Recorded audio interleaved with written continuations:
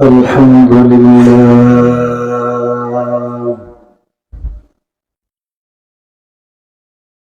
الحمد لله والنجم والشجر يسجدان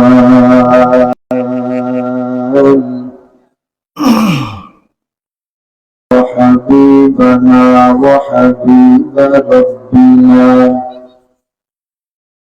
وطبيبنا وطبيب قلوبنا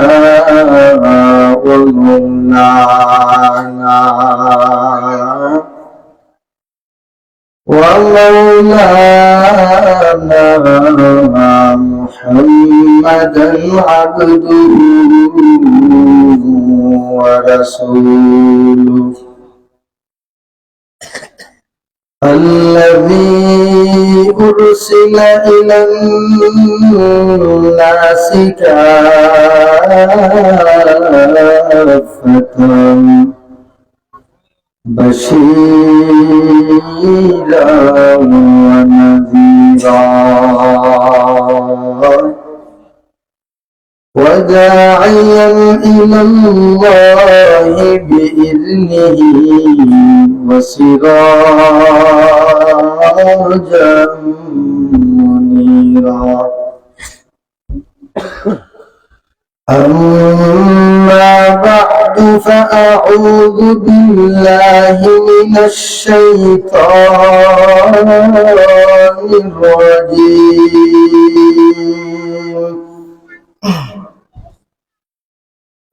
بسم الله الرحمن الرحيم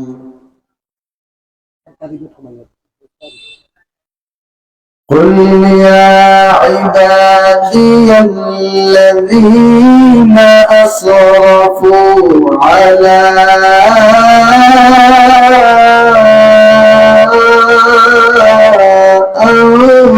أنفسهم لا تقنطوا من رحمة الله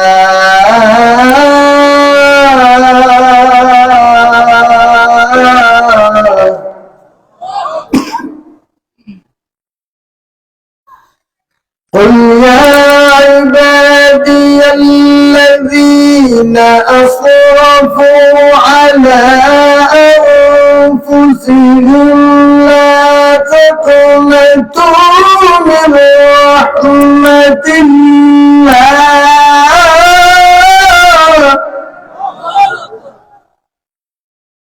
إن الله يغفر الذنوب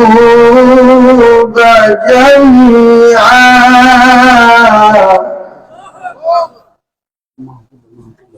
إن الله يغفر الذنوب جميعا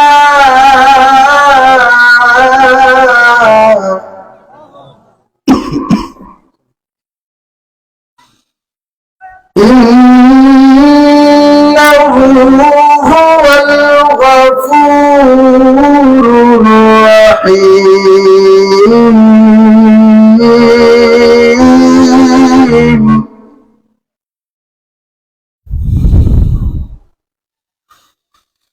إنه هو الغفور الرحيم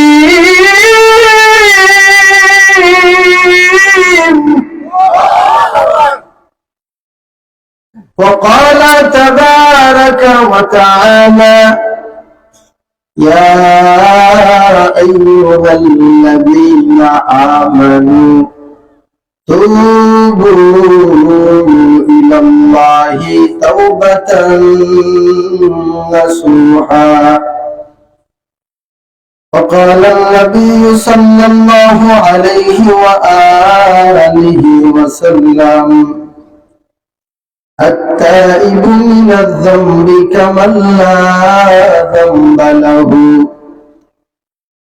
صدق الله مولانا العظيم وصدق رسوله النبي الحبيب الكريم ونحن على ذلك لمن الشاهدين والشاكرين والذاكرين والحمد لله رب العالمين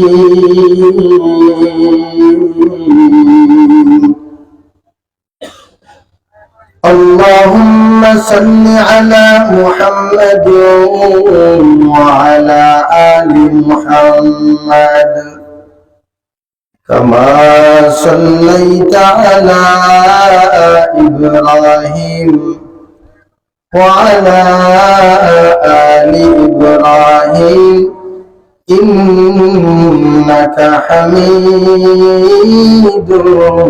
مجيد اللهم بارك على محمد وعلى آل محمد كما باركت على إبراهيم وعلى آل إبراهيم إنك حميد مجيد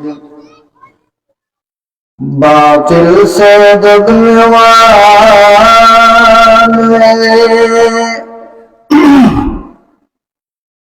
اے آسمان ہی حرام سو بر کر چکا ہے تو انتہا ہمارا سو بر کر چکا ہے تو انتہا ہمارا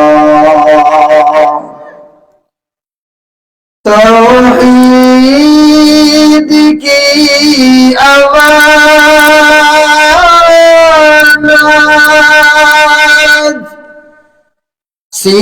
سینوں میں ہے ہمارا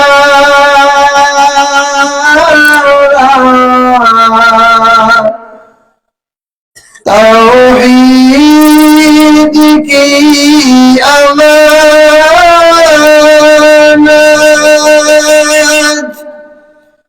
سینوں میں ہے ہمارا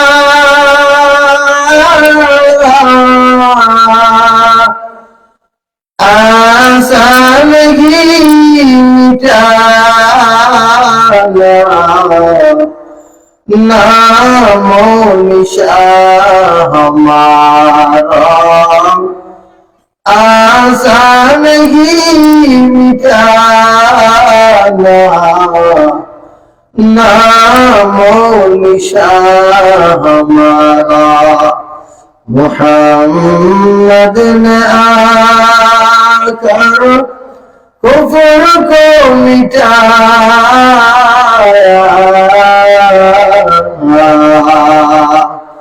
کفر کو مٹا کر صداقت بتایا کفر کو مٹا کر صداقت بتایا সকলে মাওলানা পাকের জিকির করি দিল থেকে ইখলাসের সহিত সকলে পড়ি লা ইলাহা ইল্লাল্লাহ লা ইলাহা ইল্লাল্লাহ লা ইলাহা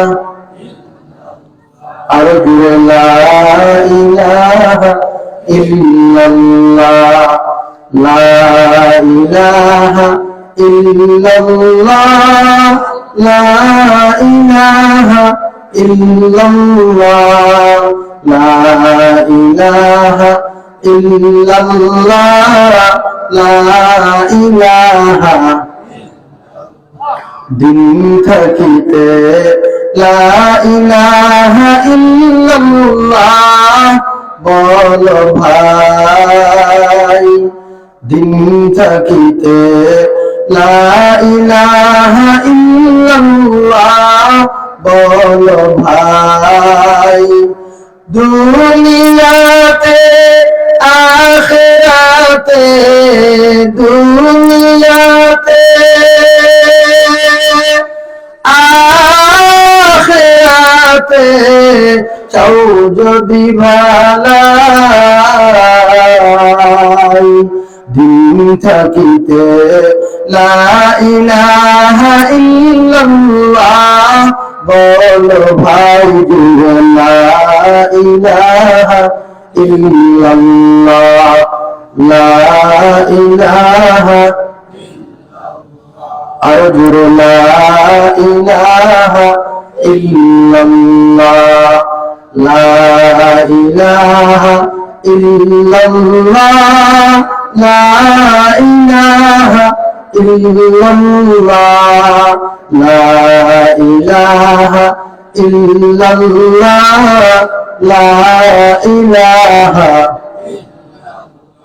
হায়াত মৌত রিজিক দৌলত যার হাতে মরণ,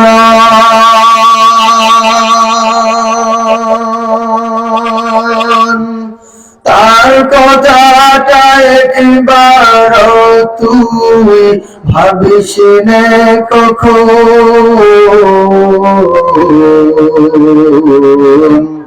ভাবিস না কখন। আসবে যেদিন দুঃখের রাতি,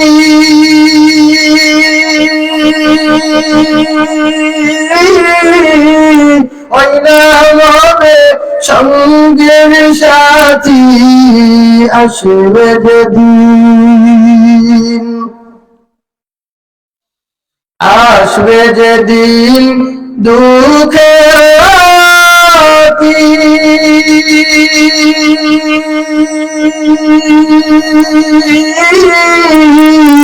ওই নাম হবে সঙ্গের সাথী। অনাম বিনে দুনিয়াতে, অনাম বিনে আখিরাতে, অনাম বিনে দু জাহানে বন্ধু কেহ নাই। দিন থাকিতে লা ইলাহা ইল্লাল্লাহ বলো ভাই, বলো লা ইলাহা ইল্লাল্লাহ, লা ইলাহা, লা ইলাহা ইল্লাল্লাহ, লা ইলাহা ইল্লাল্লাহ, লা ইলাহা ইল্লাল্লাহ, লা ইলাহা, লা ইলাহা ইল্লাল্লাহ মুহাম্মাদুর রাসূলুল্লাহ সাল্লাল্লাহু আলাইহি ওয়া আলিহি ওয়া সাল্লাম, সাল্লাল্লাহু আলাইহি ওয়া আলিহি ওয়া সাল্লাম, সাল্লাল্লাহু আলাইহি ওয়া আলিহি ওয়া সাল্লাম। অধ্যকার মদিনাতুল উলুম মুহাম্মাদিয়া মাদ্রাসা মুর্শিদাবাদ কুরা হাকালুকি বড়লেখা মৌলভী বাজারের উদ্যোগে আয়োজিত আজকের তৃতীয় বার্ষিক ওয়াজ মাহফিলের চলমান অধিবেশনের সম্মানিত সভাপতি দামাত বারাকাতুহুমুল আলিয়া, সামনে বসা উপবিষ্ট আল্লাহ পাকের আশিকিন জাকিরিন মুহিব্বিন মুরাব্বিয়ানে আওয়াম, আমার কলিজার টুকরা যুবক ভাই, স্নেহের ছোট ভাই, মাইকের আওয়াজ যতদূর পর্যন্ত যাচ্ছে আমার পর্দা আড়ালের পর্দানিশীন মা ও বোনেরা, যে মহান রব্বুল আলামিন আমাদেরকে দয়া এবং মায়া করে মহব্বত করে ভালোবেসে পুরুষদেরকে এমন একটি মহতী বরকতময় মাহফিলে আসার বসার তৌফিক দান করেছেন, যে মাহফিলে অংশগ্রহণ করলেই পিছন জীবনের সগীরা গুনাহ মাফ করা হয়। সুবহানাল্লাহ। আর পর্দার আড়াল থেকে পর্দানিশীন মা বোনদেরকে ইখলাসের নিয়তে, আমলের নিয়তে আলোচনা শোনার তৌফিক দান করেছেন। এজন্য অন্তরের অন্তঃস্থল থেকে দিল খুলে প্রাণ ভরে মহব্বতের সাথে জবান খুলে চিৎকার দিয়ে পড়ি আলহামদুলিল্লাহ। আমাদের সকলের পরিচিত মুখ, আমাদের খুবই প্রিয়, আমাদের বড় ভাই হযরত মাওলানা শামসুল ইসলাম বেলালী সাহেব দামাত বারাকাতুহুল আলিয়া মুহতারাম আমাকে ছোট ভাইয়ের মতো অনেক স্নেহ করেন। আর আমার ডান পাশে সভাপতির আসন অলঙ্কিত করে আছেন যিনি, আপনারা সকলেই চিনেন। আমি অনেক আগ থেকে উনার বয়ান ফেসবুকে শুনিয়ে শুনিয়ে উনাকে ফলো করি। আলহামদুলিল্লাহ, আজ আমি আলোচনা করতেছি আর উনি সভাপতির আসন অলঙ্কিত করে আছে। ইনশাআল্লাহ উনি দিল থেকে আমাকে দোয়া দিবেন। আর আপনারা সকলের কাছে দোয়া চাই আমার জন্য এবং সভাপতি উভয়ের জন্য। আপনারা দোয়া করবেন, পারবেন তো ইনশাআল্লাহ। আমার প্রিয় বড় ভাই হযরত মাওলানা আবুল হাসান হাদি সাহেব দামাত বারাকাতুহুল আলিয়া, উনি আগে আমাদের সিলেটের প্রায় জায়গায় আলোচনা করতেন। ঢাকায় যাওয়ার পর ওখানে বেশি আলোচনা শুরু করলেন। তখন বর্তমান প্রজন্মের ছোট ছোট যারা সবাই হয়তো ওনাকে ভালোভাবে চিনে না, কারণ আমরা আমাদের এলাকার যে হীরা আছে ওদেরকে মূল্য দিতে অনেক সময় জানি না। মূল্য দেই না তা না, অনেক সময় মূল্য দিতে জানি না। এজন্য কি হয়, বাইরের লোকেরা আমাদেরকে নিয়ে চলে যায়। ঢাকা শহরে হুজুর আমার থেকে বেশি দিন ঢাকা শহরে আছেন এখনো। আমি সামান্য সময় ঢাকা শহরে ছিলাম, তখন বুঝতে পারলাম আমাদের সিলেটে অনেক বড় বড় রত্ন যারা তারা ঢাকায় আছে, আপন হাদিস হয়ে বসে আছেন। সুবহানাল্লাহ। তো আমি আমার বাড়ি একটু দূরে না, হয়তো ওই বাটিয়ারি ভাষা বলতেছি, এই জন্য ভাবতে পারেন যে হয়তো হবাইদি বাড়ি না, হিবায় না, ওবায় বাড়ি। ও আলহামদুলিল্লাহ, আমার বাড়ি সুরখাই। কোন খাই? আমার শামসুল ইসলাম বেলালী সাহেব হুজুরে আমারে দাওয়াত দিয়েছেন তা না, আমারে অর্ডার করছেন আমার মাদ্রাসা গত বছর আইসো বছর যেতে হয়। আমিও হয়েছি ইনশাআল্লাহ। আপনারা খুশি হয়েছেন না বেজার হয়েছেন? ও যে তোরা আগে আমরা মাওলা পাকের জিকির করলাম, লা ইলাহা ইল্লাল্লাহ পড়িলাম, এতে আপনারা কষ্ট হয়েছে না ভালো লাগছে? ও জিকিরের মাধ্যমে আমরা ডাকছি খারে, জিকিরের মাধ্যমে আমরা শরম করছি খারে। আল্লাহরে শরম করলে খুশি হইতা না বেজার হইতা? আর শরম করলে না বইব না ক্ষতি হইব? কেমন লাগবো? আল্লাহ পাক বলেন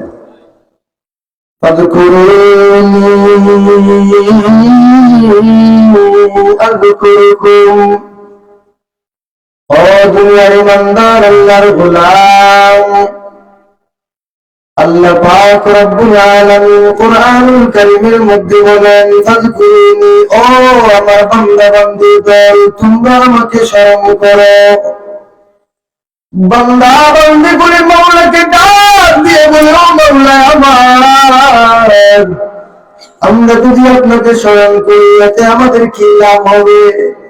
আমরা এমন এক মুসলমান, বিশেষ করে আমাদের বাঙালিরা নাম ছাড়া কোনো কাজ করে না, ঠিক কি ঠিক না? এজন্য আমরা যদি সিলেটি হই অথবা বাঙালি হই, আমাদের প্রশ্ন হবে, ও মাওলা আপনি বলতেছেন আপনাকে স্মরণ করার জন্য, আমরা যদি আপনাকে স্মরণ করি আমাদের লাভ কি হবে?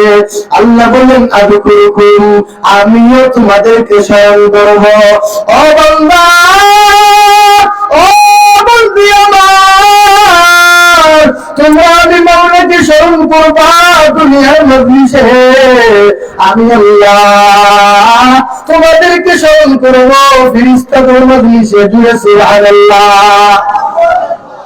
এই যে সুবহানাল্লাহ দিছেন, বুঝার আশরাফি হুজুরের কুদরতে সুবহানাল্লাহ এটা জাম লাগি গেছে। বলেন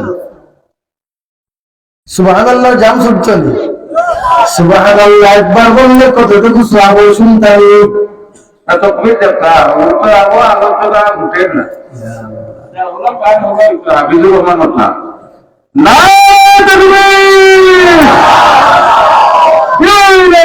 ইসলাম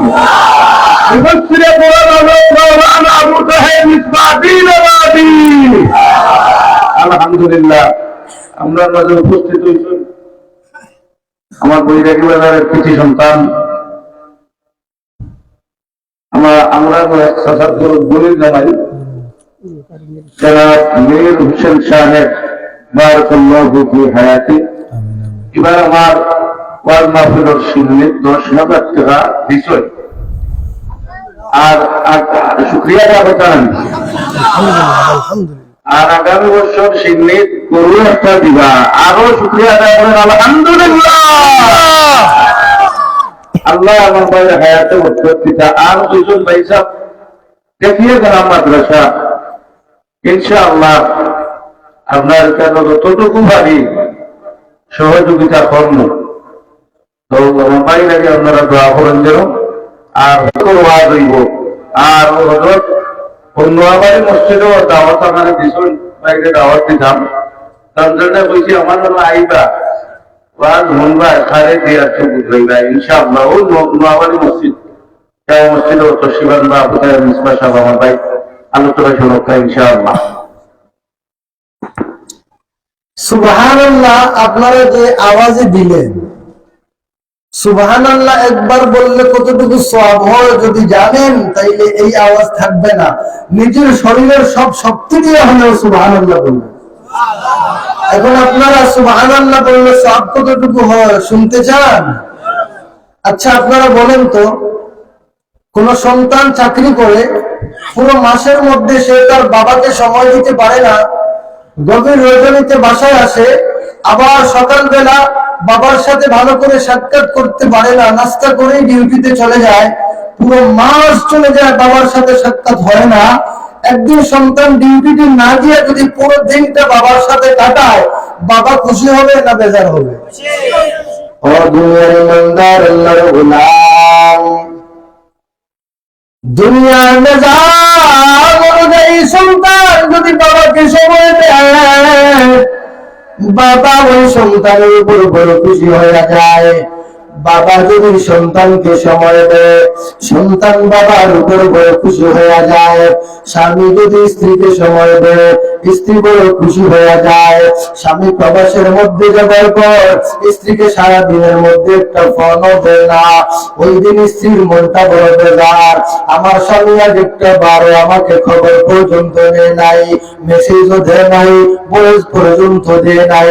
স্বামী যদি স্ত্রীকে ফোন দিয়া খবরটা নিয়ে আনে, স্ত্রীর মনটা বড় ফুর্তিতে থাকে।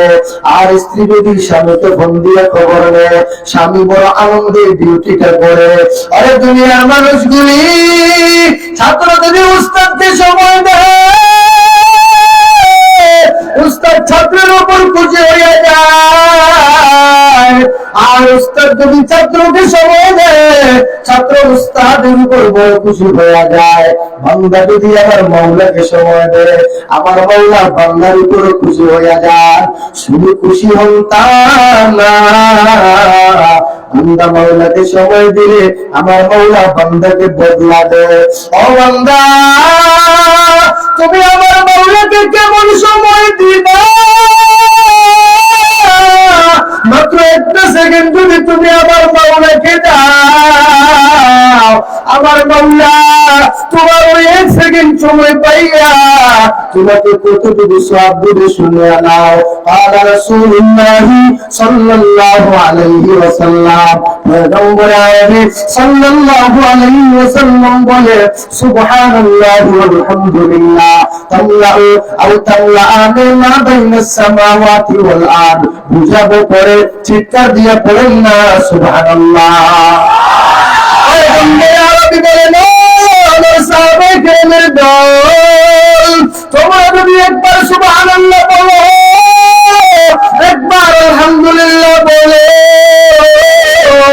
ওই একবার সুবহানাল্লাহ বলিয়া, একবার আলহামদুলিল্লাহ বলিয়া আমার মাওলাকে যদি মাত্র 2টা সেকেন্ড সময় দাও, আমার মাওলা ওই 2 সেকেন্ডের বিনিময়ে তোমাদেরকে কেমন সওয়াব দিবে।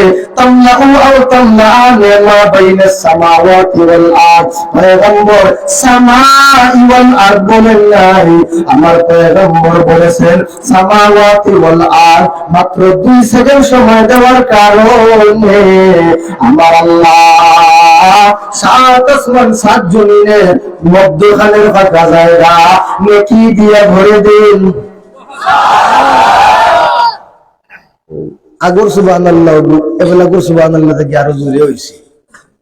আগে আনা বুঝিয়া সুবহানাল্লাহ বুঝলে, এটা বুঝিয়া আগর থেকে বলো 7 আসমান 7 জমিনের মাঝখান বুঝ বাইরানি 7000 বছর রাস্তা।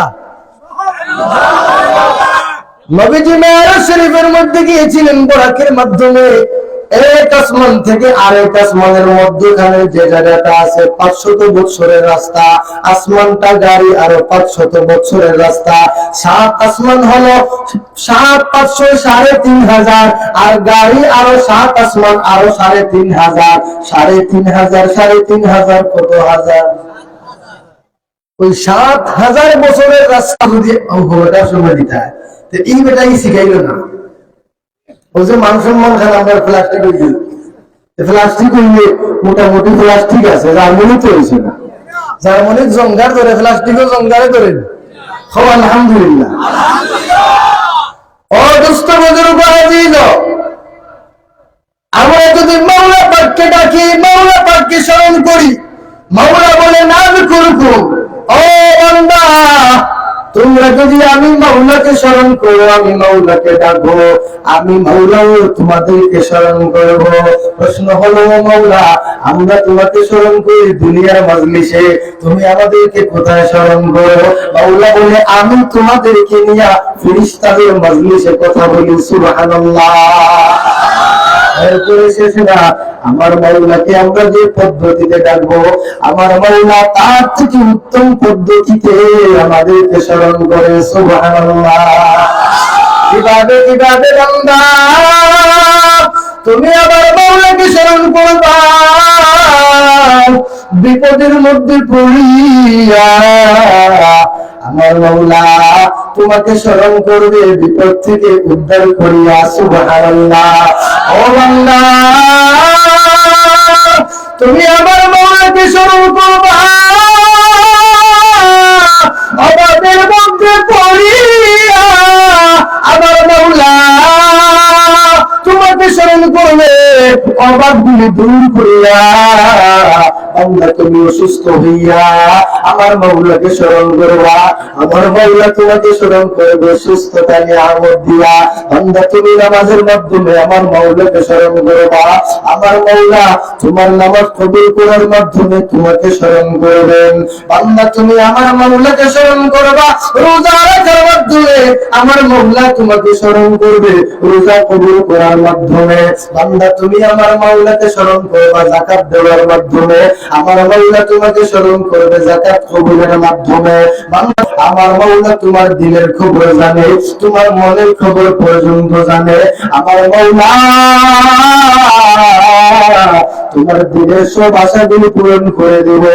ও বান্দা, তুমি অনেক দিন হয়ে গেছে বিবাহ করে ফেলেছ, কোন সন্তান পাও না, কেউ ছেলে পায়, কোন মেয়ে নাই, কারো শুধু মেয়ে আছে, কোন ছেলে নাই। অনেক চিকিৎসা করেছে, কবিরাজি ওষুধ পর্যন্ত করলো, কোন ফল পাইল না। অবশেষে মাওলার কাছে গয়, ও দয়ার মাওলা, আমি সব চিকিৎসা শেষ করেছি, আমি ব্যর্থ হয়ে গেছি, এবার সন্তান চাই একমাত্র তুমি মনিবের কাছে। তুমি সন্তান না দিলে কোন অসুখ সন্তান দিতে পারে না। ও মাওলা, আগে আমি নিজেকে দোষী মনে করেছিলাম, হয়তো আমার সমস্যার কারণে সন্তান হয় না, আমার চিকিৎসা করলাম, কোনো ফল হলো না, এরপরে আমি আমার ওয়াইফকে দোষী সাব্যস্ত করলাম, মনে মনে ভাবলাম হয়তো আমার স্ত্রীর সমস্যার কারণে আমার কোনো সন্তান হয় না।